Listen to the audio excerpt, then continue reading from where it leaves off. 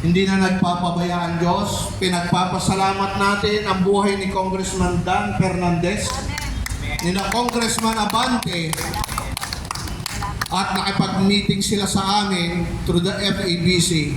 Narinig na nila ang tungkol sa malalagim na bagay na bunga nitong ipinatupad na health protocol sa ating bansa. Nanggaling po ang data sa isang Australian Pilipina na nakabase na sa ating bansa.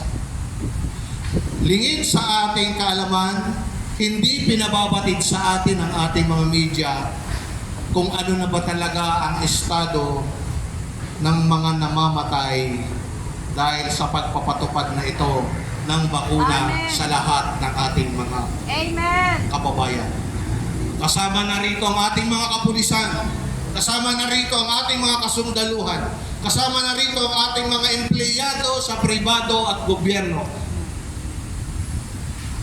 Dapat ito mapakinggan.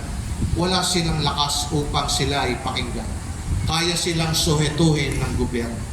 Sino ang tatayo kung di tayo tatayo? Mahal natin ang lahat.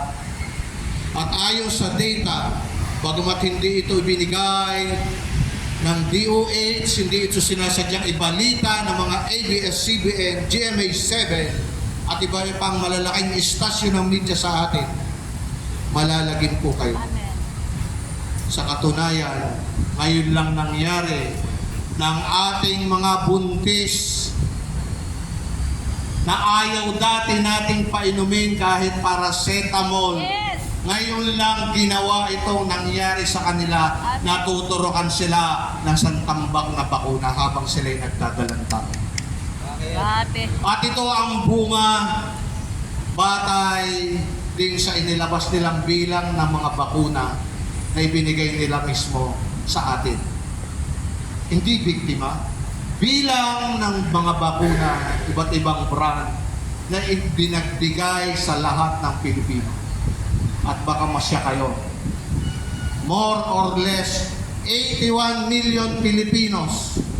Bata, matanda, kabataan, mga buntis. At nakakapagtaka kung kailan ang dosage ng bagong panganak na sanggol at ang dosage na binibigay sa mga katandaan, pareho lang pong itinuturo. Kaya ito nagbunga ng malagim na pagkamatay ng mga sanggol, mga bagong panganak. Milyon na po ito ayon sa data. Yes. Walang kaalam-alam ang ating bayan, walang kaalam-alam ang ating mga kababayan sa nagaganap na ito. At ipinresent natin ito sa pamunan ng FEBC upang kumbinsihin natin ang kasama nating Christian media na magbalita man lang ng dalawang opinyon. Huwag purong isa lang. Ito ang napansin natin.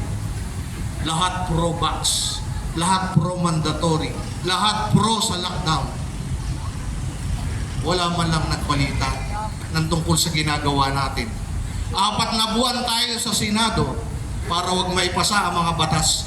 Natutuwa ako makita uli ang totoo po sa Senado ang nag-umpisa doon ay kami ni na Pastor Joe, Pastor Rodney. Nandito na po sila.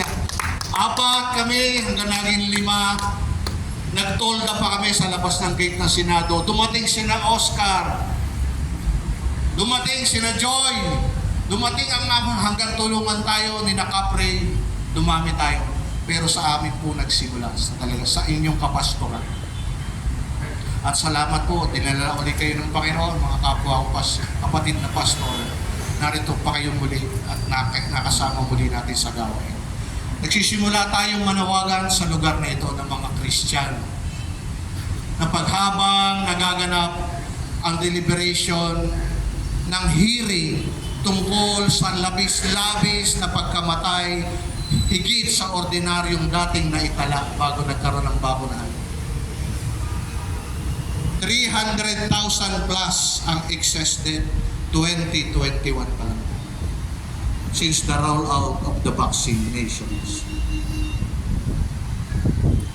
How much ang napadagdag ng 2022, 2023 at ito pong kalahati ng 2024. At ayon sa statistician na yun, pag nakita nyo yung presentation na binibigay din niya sa ating kongreso, mangingilabot kayo.